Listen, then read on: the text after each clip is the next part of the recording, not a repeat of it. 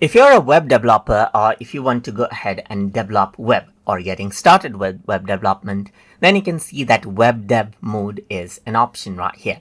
So what you can actually do right here is, let's say for example, simply enable that out right here and say make a homepage of a website where we see the benefits of eating fruits. Make it a one scroll website right here.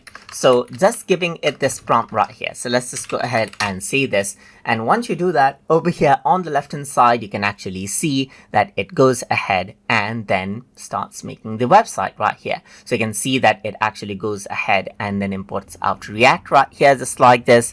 And then it added in placeholders right here, just like this, and started writing out the code for actually developing that entire site right here. So you can see that it is ongoing, and over here on the right hand side, you'll actually see a preview of whatever is being made right here. So you can see that it is actually still writing the code right here. So that's a pretty long code right here. And then now once that is done, you can see that this is what you have. You got the benefits, it boosts immunity, and you can see that this is a one scroll website, as you can see right here. So this is the benefits, as you can see, and just with that you can see that this is what you have. So I can go ahead and say use royalty free images for the fruits in the website right here, just like this. So I can simply go ahead and change that out right here.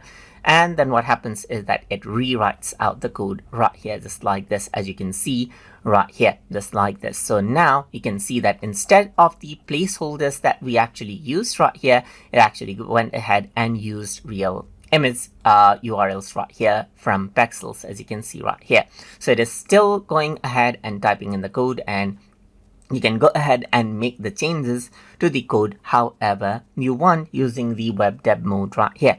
So you can see that it is still generating out the code right here. It's almost done right here, just like this. And then at the end, now this will load out. So this is what you have, as you can see right here.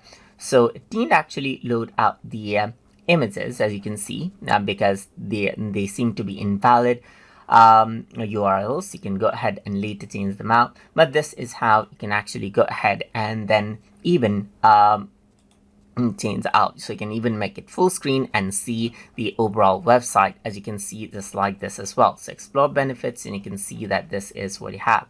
So this is how you can actually go ahead and utilize the web dev mode inside of Qwen to develop websites. So I hope you guys learned something as always. And as always, please like, comment, share, and subscribe.